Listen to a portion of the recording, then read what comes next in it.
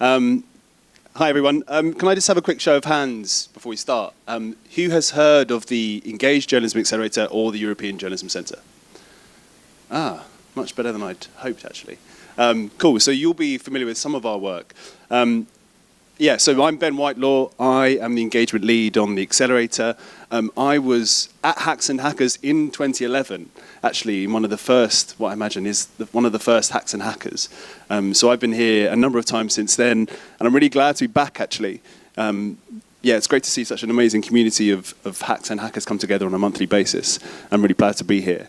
I want to tell you a little bit today about the communities that kind of Max alluded to from a news perspective, and some of the innovative news organizations who are doing really important journalism to support communities in the countries, in countries across Europe, and to delve a bit more into why we think that's important in the context of news media at the moment.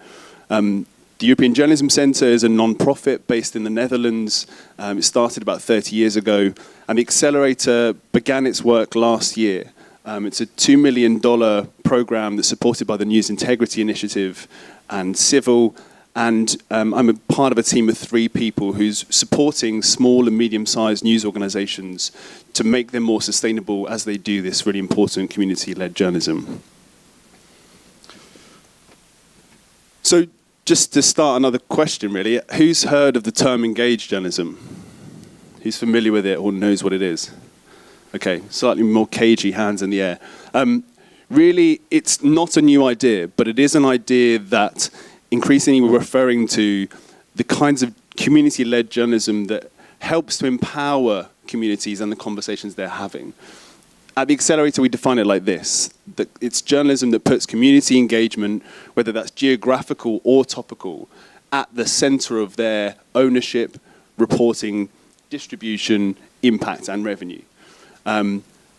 And the best way, I think, to spot an organization who's doing engaged journalism is if that responsibility for engaging the community is shared across the whole newsroom, not just given to one person, perhaps the engagement editor who's sitting in the corner. And that community engagement is really part and parcel of their strategy, goals, and the mission of the whole organization. And really, the best example I think I can give is ProPublica, who really think about their end user and everything that they do. So that's just a bit of background. So how does the Accelerator help in this regard?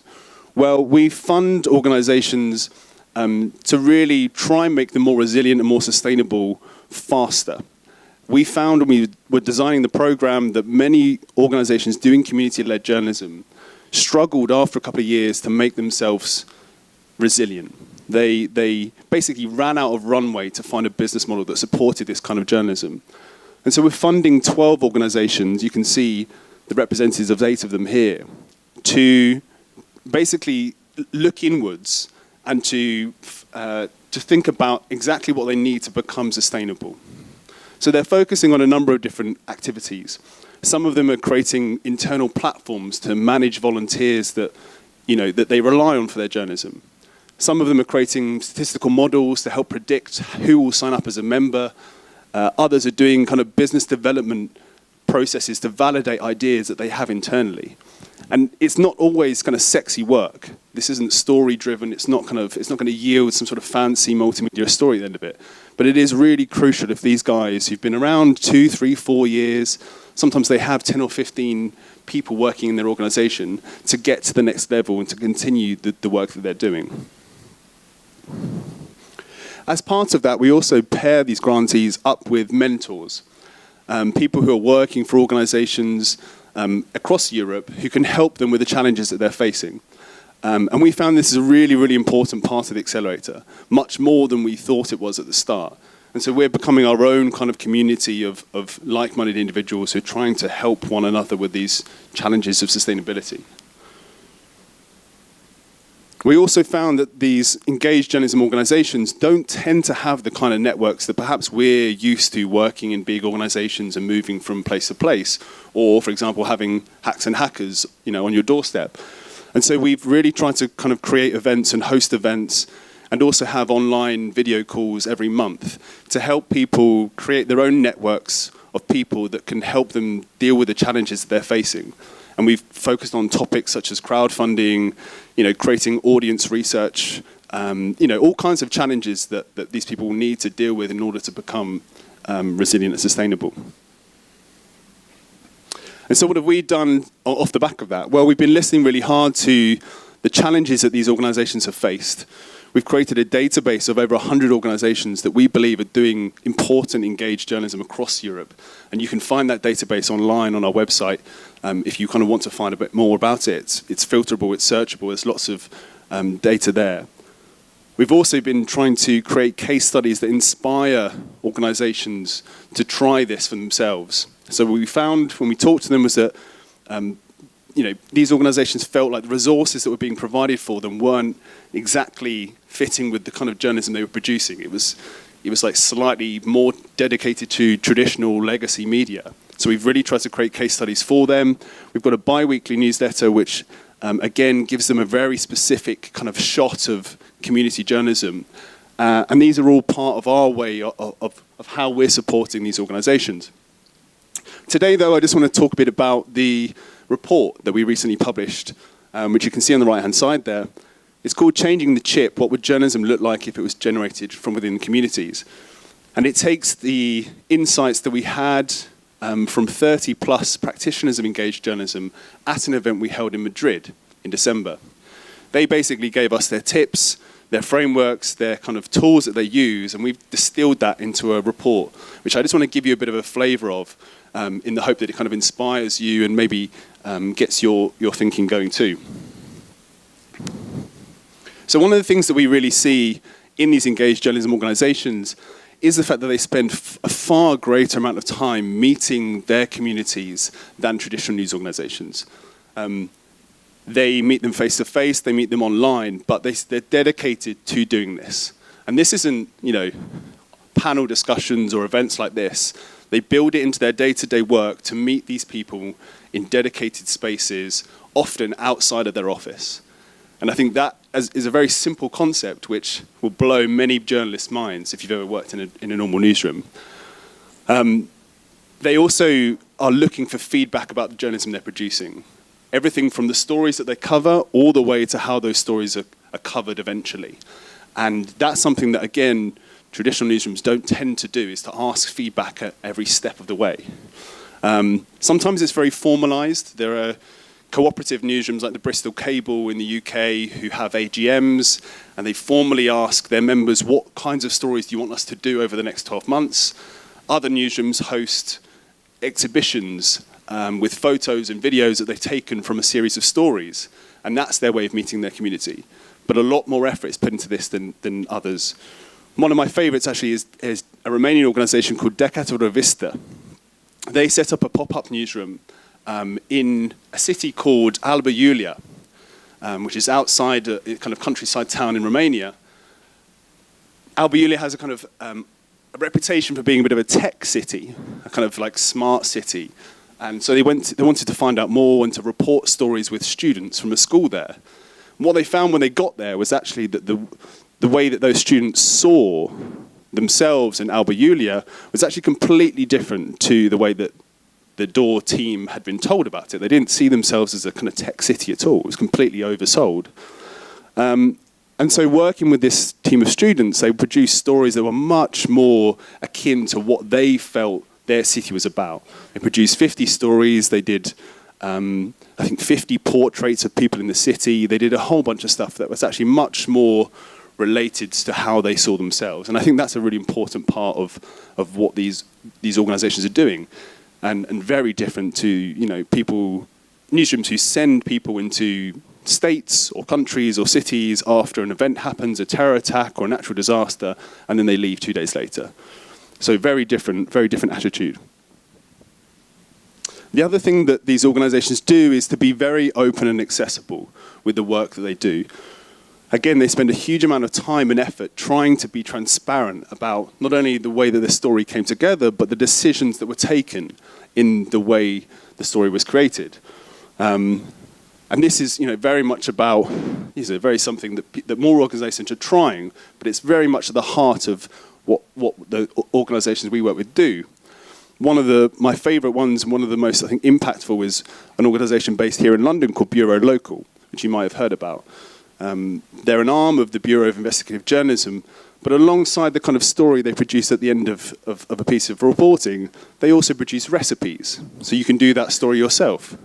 They produce data that they've worked on, and they open source that to allow you to dig into it yourselves. And they produce a piece that's kind of the why we did it, which actually is a very simple but very easy and effective way of showing your workings out, frankly. On top of that, they run monthly open newsrooms where they discuss the stories that they've been working on with their members. They've got about 1,000 members, and they allow people to ask questions about stories that they've got coming up as well. And again, this is all process-driven stuff. It's all quite simple. It's quite time-consuming, but we're seeing it's having real effects in terms of how people see the organizations. Another thing that we've noticed is that these organizations, they are very conscious about taking advantage of the expertise of the people and the journalists where they're doing the reporting. You might have heard it known as avoiding parachuting into communities. But what these organizations tend to do is they tend to be much slower with their reporting. They're not trying to do turnaround stories that really fail to reflect a topic or an area or an issue that's been going a long time. They will also do things like setting up channels of communication with organizations and NGOs and charities, people working in that space to try and get a better understanding of the story before they start reporting themselves. And in the case of Are We Europe, who are a Brussels-based media collective, they have created a new process for doing this themselves. Last year, they went to Moldova, and they did a week-long workshop that was inspired by the Google Design Sprint process, which some of you may know. They spent 5 days working with local journalists, editors, cinematographers, videographers to produce a piece of journalism which actually has recently been nominated for a European Press Prize. So they decided in just 5 days what the story was, what the angle was. They gathered all of the video, and it really is an amazing piece of work. I recommend you checking it out. You can find it at edges.areweeurope.com. And that's the kind of power that stories where readers and communities are consulted can have. That story is 10 times better than it would have been if Are We Europe had just gone in and tried to produce that story themselves. So that's another thing we're seeing. The fourth thing is that these organizations are thinking much more about the link between trust and revenue. Matt's kind of touched on it a bit before and very much links in with this community ethos. But they're very much trying to see how that trust that they cultivate by engaging users throughout the process ends up contributing financially. And lots of data is coming out about this all the time. There's an organization called Hearken in the US, which is doing case studies with lots of organizations and finding that where you have a direct connection with your reader and where you allow them to ask questions, and when those questions are answered, the chances of that person paying towards journalism is far higher than if you didn't do that process. The mere act of asking a question and having it answered is very powerful. Also, there's a report by an organization called Impact Architects, which makes the same case, that if a user trusts you, they are more likely to financially contribute to the journalism you produce.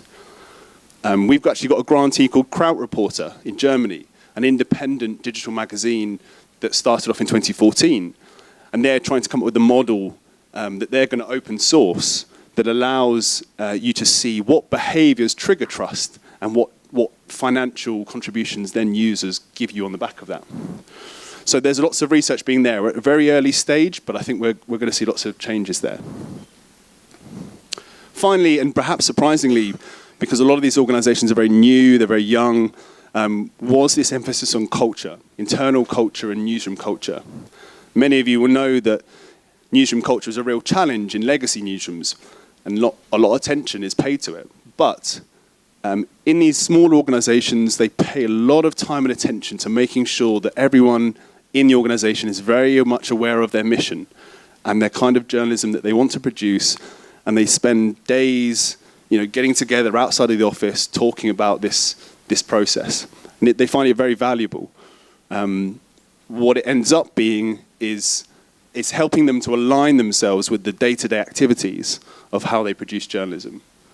One of my favorite examples is a 115-year-old newspaper actually in Spain called Diario de Navarra, who last year did a 6-month project where they went into a town called San Adrian, and they basically asked their users what they wanted Diario de Navarra to be, what role should it play in the community. And actually the toughest thing about that wasn't getting people to show up. It was getting the senior editors in the newsroom to buy into the idea that they needed to do this project. And I think that, again, shows the importance of culture change and being aware of the culture in the newsroom from the start. Great. So that's the kind of top-level learnings from the report that I just wanted to flash by you. In terms of how you keep in touch with the Accelerator and what we're doing and the grantees that we're working with, I can suggest 3 things before I take questions. First of all, we've got one of the community calls that I mentioned tomorrow at 3 p.m. It's open for anyone to attend. Tomorrow's topic is about how you report inclusively and in a way that's representative of your community. So I think there's something there for everyone. Like I said, we've got our fortnightly newsletter, which you can sign up to. It has 1,300 people sign up to it, so it can't be terrible. And then also, I've done something there. And then also we've got, what was the last thing? This isn't audience participation. We've got our Accelerator community. So if you sign up to that, we'll give you early access to the events we're running. We're hosting a big event in October, I think in Hungary or Poland. We haven't quite decided yet. And also other opportunities available through the Accelerator. Happy to answer questions. Shall I start? Okay. Go for it. In London, I think a couple of months ago, Tortoise Media started up their whole initiative, and they're doing very much reader engagement in communities and sit-ins and all that stuff. But you have to pay a couple £100 membership a year or so. I always thought it seems a bit more like a think tank than a news organization. How does this fit in with engaged journalism, and would you call this engaged journalism? Yeah, so we have done a case study on Tortoise. We've featured them for their crowdfunding kind of exploits. I think definitely what some of the things they're doing is definitely engaged journalism. The thinkings that they do 4 times a week, Monday to Thursday, is very much a part of the face-to-face recommendation that we had at the start. They do take some of the learnings from that event and then use that in editorial, not often 2 or 3 days later, perhaps a week later. They do interesting things like editor's voicemail, where I think it's James Harding or one of the other editors leaves a little 4-minute voicemail on the app about the stories that they've chosen and why. A lot of their daily emails also talk about the why and the kind of, why they've chosen this story above others.